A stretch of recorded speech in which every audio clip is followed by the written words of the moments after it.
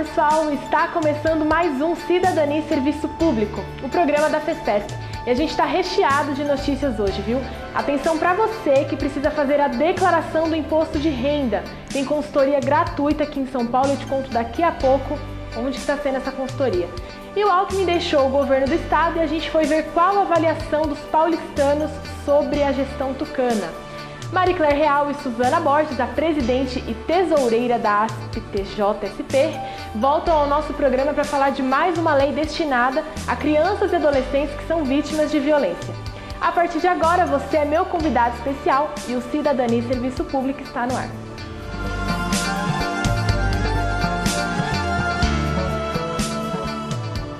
Olá, servidor. Olá, cidadão.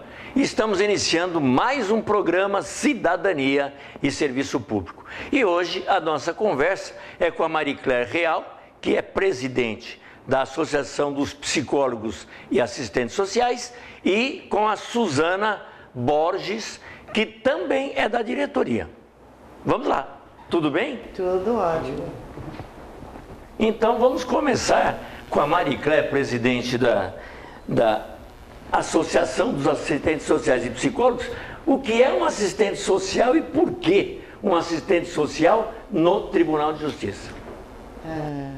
Boa noite para os espectadores, para o servidor, para o cidadão que nos acompanha. Nós sempre trabalhamos com a proteção, né? O nosso intuito no Tribunal de Justiça sempre foi proteção.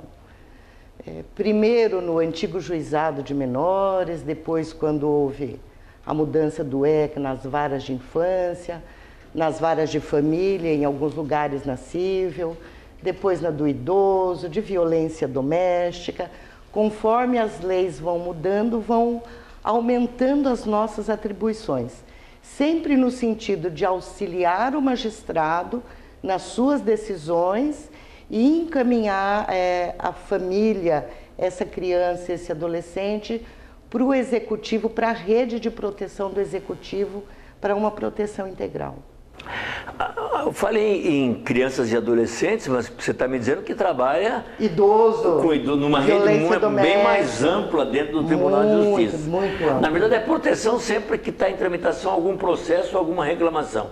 Exato. Também tem, por exemplo, um processo de curatela, né, que é uma pessoa com idade acima de 21 anos, mas que não pode gerir a sua vida, então normalmente algum familiar. Também acompanhamos às vezes casos de idosos que são abandonados pela família, então nós atendemos a população em geral. Suzana, e o psicólogo? Trabalha na mesma vertente que o assistente social, na medida de proteção, né? A proteção integral da criança e adolescente. Esse é o objetivo maior e a gente também auxilia, né? Fazendo avaliação, fazendo o estudo psicológico da família, das pessoas envolvidas e ajudando com um laudo para que o juiz possa estar norteando a decisão dele. Qual a diferença do assistente social e do psicólogo dentro do judiciário? Não é só dentro do judiciário. Não, mas eu estou dizendo pelo trabalho de vocês que é dentro do judiciário. Mas a gente costuma muito trabalhar junto. A gente costuma muito trabalhar junto, em parceria, atender junto. Mas o assistente social vai se dedicar mais à inserção daquela pessoa dentro da sociedade. Enquanto que a psicologia vai tentar entender como que aquela família se estrutura, quais são as defasagens que existem, o que precisa, e juntamente com esses encaminhamentos que o serviço social faz, e a gente também faz junto, né? Então muitas vezes a gente faz visita junto, a gente faz os atendimentos junto, porque a gente também quer essa visão um pouco mais ampliada do que aquela de ficar só ali numa entrevista. Hoje eu sinto claramente, acho que o espectador também sente, os servidores também sentem, vocês também devem sentir, a importância que adquiriu assistente social e psicólogo no trabalho dentro do Tribunal de Justiça, dentro das varas da infância, da criança e do adolescente e do idoso. Há algumas décadas atrás não havia uma preocupação tão grande. Evoluiu bastante a posição de vocês dentro do judiciário. Evoluiu muito. Há 25 anos atrás, mais ou menos, antes, nos 30, eu acho, no 85. Então, desde 85 que existe psicólogo no tribunal. 33 anos. E o assistente social já vem de um período bem anterior. Mas era restrito à capital. E tinha uma única vara de juizado de menores, que ficava ali nas Asdrubal do Nascimento, e 4 agências, norte, sul, leste, oeste, e tinha também nas varas de família do Fórum João Mendes. Como foi aumentando não só a demanda, mas a área de atuação, e com o advento do ECA, e com a modificação da estrutura judiciária, é que isso foi se implantando para o interior, e hoje a gente ainda está com uma defasagem muito grande. Nós temos um psicólogo no interior que atende 5 cidades na semana. Ele levanta de manhã, eu falo que não sabe nem onde é que ele está, para onde que ele vai. Porque você mal pega os casos para estudar, vai ficar uma semana longe, para daí uma semana vir de novo. Então a nossa briga constante é por contratação. E temos um concurso aí, estamos esperando chamar. Como é que um psicólogo pode fazer uma análise do que está acontecendo com crianças, adolescentes, etc., em 5 cidades? Ele acaba não fazendo um trabalho tão completo, porque ele tem prazo também, né? A gente tem que levar em consideração que, além de tudo isso, além dele ter que atender mais que uma comarca, ainda ele tem prazo para realizar esse estudo, né? Então fica muito... por isso que hoje em dia tem muito adoecimento do profissional, né? A gente tem que levar isso em consideração. Porque o profissional não está dando conta da demanda que ele tem que atender, né? E as pessoas não estão entendendo que não é porque ele não quer trabalhar, mas é porque não tem condição de trabalho mesmo. E são profissionais básicos, especializados, para que o juiz realmente possa dar uma sentença, não só baseado na frieza da lei, mas pensando no humano, né? No indivíduo que está ali, né? Conhecendo a situação e as pessoas que estão envolvidas. Né? Para saber qual é o melhor caminho para aquela família. Às vezes é a destituição, às vezes é um apoio da rede para essa família se estruturar. Depende muito do Ministério Público e do juiz. Agora, nós tivemos até um programa passado aí já discutindo um grande problema, que é uma entidade... IBDFAM, é isso? Tentando tirar a questão da adoção do ECA, que é o Estatuto da Criança e do Adolescente, para particularizar, vamos, entre aspas, né? Terceirizar a adoção. Como é que está o andamento disso? Parou o projeto no Senado? Depois da pressão que ocorreu das entidades, de uma grande audiência pública, que, aliás, agradecemos publicamente a sua parceria, né, nesse caso, de nos ter ajudado em Brasília a manter um contato com o senador Randolph e com o Paulo Paim. Eles disseram que este ano não vai ser dado andamento. Mas por uma questão de compromisso, a Suzana pode esclarecer melhor o que foi para ela, o que foi dito, por uma questão de compromisso, o Randolph não retiraria o projeto. Por uma questão de compromisso do Paim conosco, ficaria na gaveta até o final do ano. Depois a gente vai ver o que rola ano que vem. Vai para o novo Congresso, né? Vai para o novo Congresso. Mas aí também entra aquela história, né, de um parlamentar, seja senador ou seja deputado federal, entrar com um projeto sem antes consultar a parte interessada e saber exatamente se deve ou não entrar com um projeto desse. Você tem em torno de uns 60 projetos relativos à criança e adolescente, de senadores como José Serra e Aécio Neves. São 2 pessoas que eu acho que o que entendem de infância é o que eles lembram de quando eles eram pequenos. Não, mas porque já foram pequenos um acho dia. Que não é só de infância e adolescente. Em todo caso. Em todo caso. Na verdade, as coisas estão rolando por aí na imprensa. Isso. Então, são pessoas que não têm no seu cotidiano essa discussão, que não se preocupam em, alguém, ou da cabeça deles, ou de alguém próximo, diz, olha, faz aí um projeto que muda esse estatuto. Então a gente está tentando levantar tudo, imaginamos que seja em torno de 60 a 80 projetos no Congresso Nacional relativo à infância e adolescência. Suzana, a questão de particularizar essa adoção é um abandono da família pelo Estado? Com certeza. É não querer investir em políticas públicas. Porque quando a gente faz estudo, justamente isso, a gente encaminha. Muitas vezes a família falta moradia, escola, trabalho. Então, se a gente consegue encaminhar, e se as políticas públicas realmente, existe um projeto, mas se elas tivessem sido implantadas realmente, a gente não estaria no caos que a gente está. Né? E aí você culpar a família como se ela fosse capaz de gerir a própria vida desde que ela queira, isso é uma mentira. Né? Isso é uma falácia, porque a família também está numa sociedade que está caótica, que está carente e que não dá conta de cuidar, né? De adoção já é uma questão problemática, né? Ainda existe aquela história de adoto por um período para ver se eu me adapto com a criança ou não. Isso existe. O estágio de convivência. É o estágio de convivência. Ele é muito uma pré-adoção.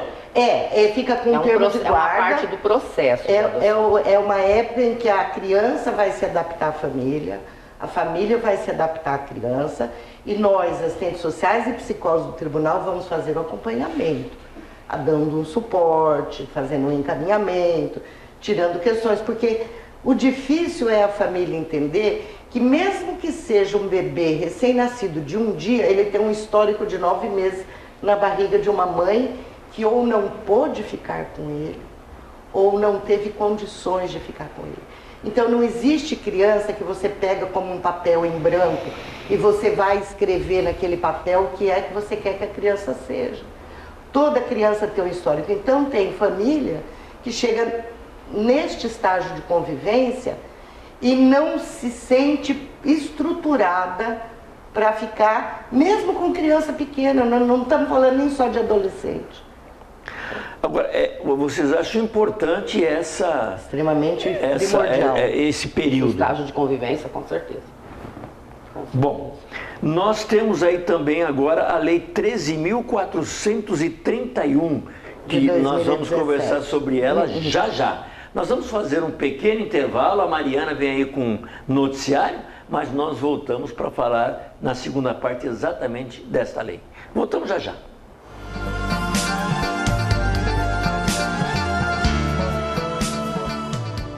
Se você precisa de ajuda para fazer o imposto de renda de pessoa física desse ano, os alunos e professores de 50 unidades do Centro Paula Souza, entre ETECs e FATECs, estão oferecendo consultoria gratuita.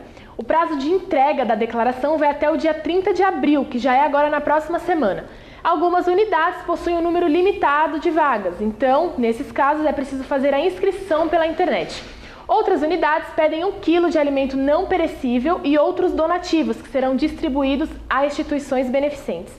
Os interessados devem levar uma lista de documentos do ano base de 2017. Essa lista e a relação de endereços das ETECs e das FATECs está disponível no site www.saopaulo.sp.gov.br. Voltamos à segunda parte da nossa entrevista com as representantes da ASP-TJSP.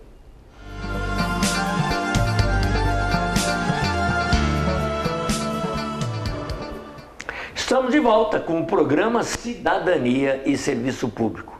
Hoje a nossa conversa é com Maricléia Real, que é presidente da Associação dos Assistentes Sociais e Psicólogos do Tribunal de Justiça aqui de São Paulo, e da mesma associação, Suzana Borges, que também é diretora, tesoureira, é dona do dinheiro lá na associação. Na verdade, presidente é presidente, quem manda é quem tem realmente o dinheiro, tá certo, Suzana? E aí surgiu, há um ano mais ou menos, uma lei que é a 13.431. É de 4 de abril de 2017, um ano, tá certo? O que é esta lei? Vocês até fizeram um movimento em frente ao prédio do João Mendes Júnior aqui do Tribunal de Justiça contra algumas aplicações dessa lei. Mas o que é essa lei, afinal? Quer falar de como ela surgiu? Porque ela virou lei agora, mas essa coisa vem de antes. Ela vem de antes. Ela começa no Rio Grande do Sul, né, com uma tese de mestrado de uma procuradora.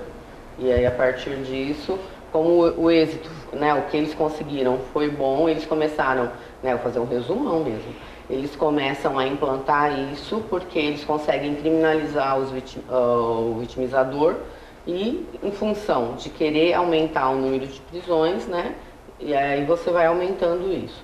Na verdade, o objetivo do depoimento especial, que naquela época se chamava depoimento sem dano, né, é você entrevistar a vítima e conseguir que a vítima produza a prova contra quem praticou o ato contra ela, né? Porque é um momento difícil da vítima produzir prova, é isso?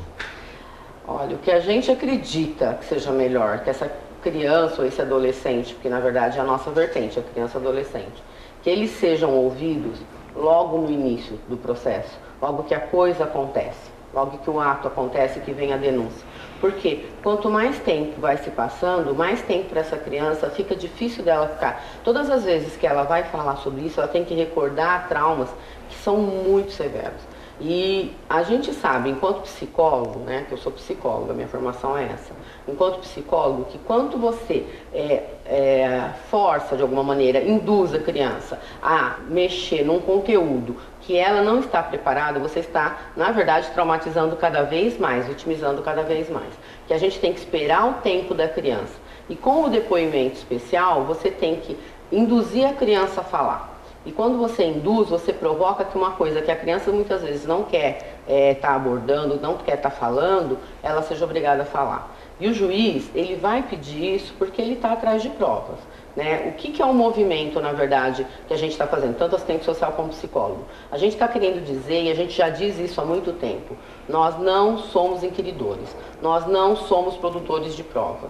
Né? Nós estamos ali para atender as crianças e não para vitimizar as crianças, não para gerar mais traumas ou para agravar o trauma já existente. A gente não está ali para isso. E algumas pessoas, né, os juízes não estão entendendo isso. Né? Isso que é importante a gente também trazer para a população, que a gente não quer não trabalhar, a gente só não quer produzir prova e traumatizar cada vez mais uma criança. E a gente tem que pensar que essa criança não vai ser criança para sempre, esse adolescente não vai ser adolescente para sempre, ele vai se tornar um adulto e muitas vezes quando você provoca com o depoimento dele, a prisão do pai, do avô, do tio, porque a gente sabe que na maioria das vezes a violência acontece dentro das próprias residências, dentro das próprias famílias, ela vai lembrar o resto da vida que ela colocou o pai dela na cadeia, que ela colocou o avô dela, ou outro parente, ou uma pessoa conhecida. Então isso é muito traumático, isso é desestruturante. A gente sabe que isso vai marcá-la para o resto da vida. Vamos tentar mostrar o caminho disso. Então, houve a violência contra a criança ou adolescente. Já é o trauma é ali. Já. Tá certo? Já. O trauma é ali. Isso acontece o quê? Alguém da família ou ela vai reclamar e vai parar numa delegacia.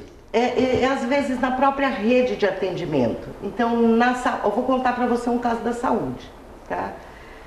Que há alguns anos, uma adolescente, numa cidade do Litoral Sul, foi fazer um pré-natal, a menina de 15 anos. A enfermeira achou que tinha alguma coisa errada, porque ninguém conhecia namorado nenhum dela. Ela e a assistente social começaram a conversaram, descobriram que o pai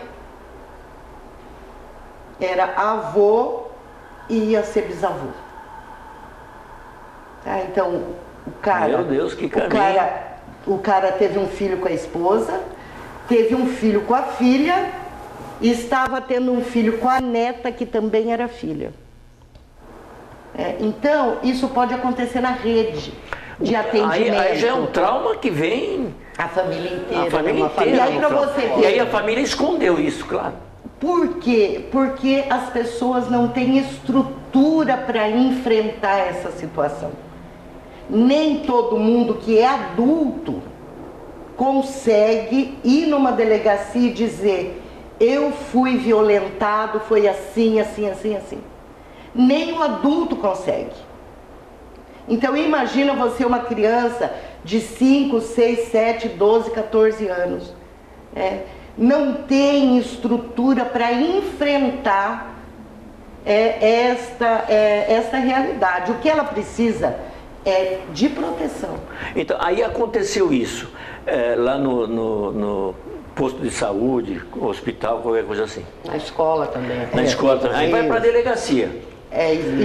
Vai para o conselho tutelar que vai fazer todo o encaminhamento. O conselho tutelar é que leva para a delegacia para abrir o processo. Isso. Essa criança ou adolescente é ouvido no conselho tutelar. É ouvido e o conselho, se for o caso, já acolhe essa criança como medida de proteção.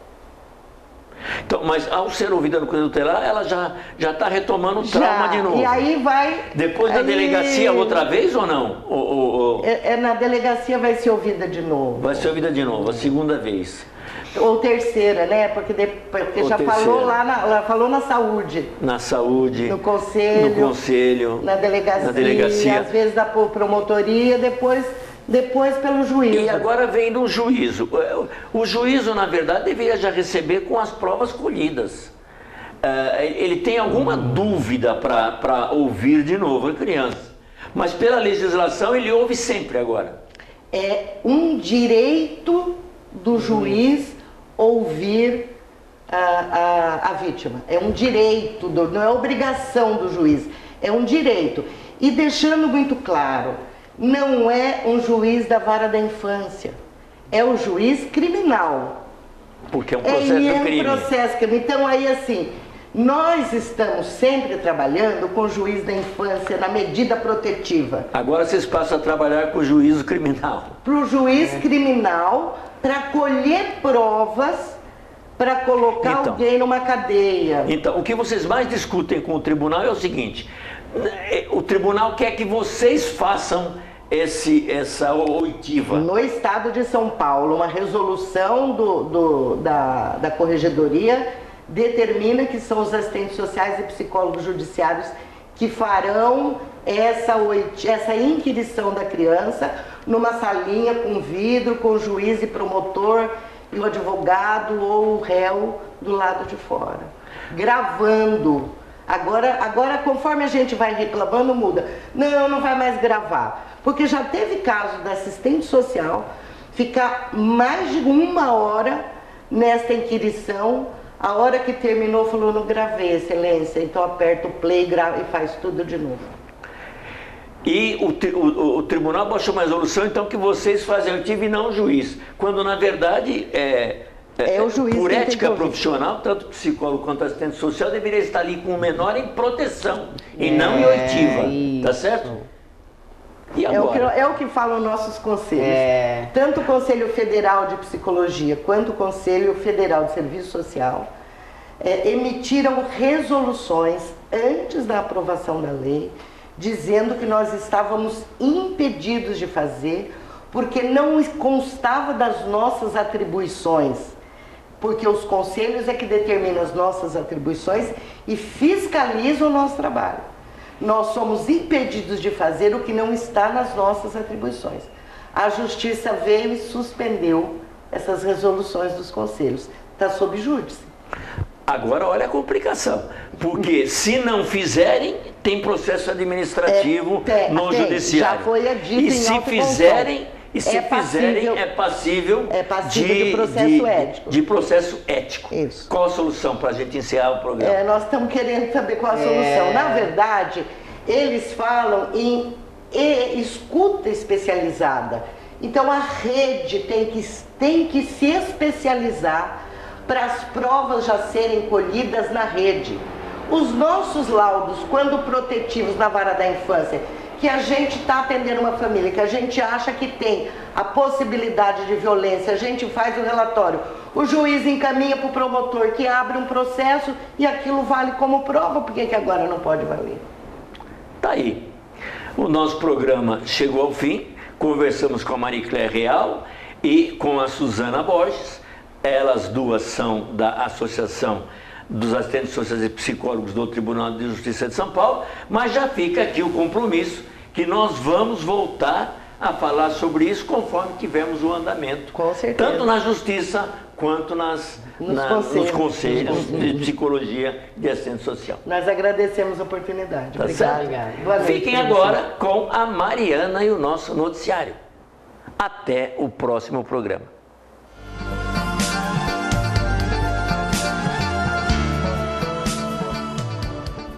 E a gente começa agora falando um pouquinho aqui do Tribunal de Justiça de São Paulo. O presidente do TJSP, Manuel de Queiroz Pereira Calças, fez uma reforma na estrutura administrativa do tribunal. Ele reduziu o número de secretarias e extinguiu cargos considerados dispendiosos de chefia. Cerca de 300 cargos deixarão de existir na folha de pagamento do tribunal daqui para frente. E a previsão é uma economia de até 100 milhões de reais por ano. Pereira Calças constatou que entre 2007 e 2018 houve um crescimento na estrutura do tribunal. O que isso significa? Que o número de secretarias foi ampliado de 6 para 12. A partir de agora, passam a funcionar 8 secretarias e 2 diretorias. A Secretaria de Gerenciamento de Recursos Humanos, de Planejamento de Recursos Humanos e da área da saúde, que atendiam exclusivamente os servidores do tribunal, foram unificadas em uma só. E a gente espera que essa economia tão grande sirva para pagar os servidores, os pagamentos atrasados dos servidores do tribunal. Uma pesquisa do Instituto Datafolha, divulgada pelo jornal Folha de São Paulo, mostrou que o governo Alckmin em São Paulo tem aprovação de apenas 36% e reprovação de 22%. O Datafolha fez 1.954 entrevistas em 68 cidades e a margem de erro é de 2 pontos para mais ou para menos. Sobre a atuação de Alckmin, 64% dos entrevistados acharam que ele fez menos do que o esperado pelo Estado. Saúde e violência foram os 2 itens mais votados no que tange aos problemas de São Paulo deixado pelo ex-governador. Márcio França, do PSB, que é o atual governador e candidato para o Executivo Paulista, tem nas mãos a responsabilidade de começar a mudar esse cenário caótico em que o Estado de São Paulo se encontra. Chegamos ao fim desta edição. Continue com a gente pelo Facebook, pelo site da Federação. Este programa, lembrando, é exibido no canal comunitário do Estado de São Paulo. E para assistir pela TV, sintonize no 9 da NET, 8 da Fibra ou 186 da Vivo. Acompanhe também o programa ao vivo pela internet. Pode ser do seu celular ou do seu computador. É só acessar o www.tvaberta.tv.br. Muito obrigada pela sua companhia, uma boa semana e até domingo que vem.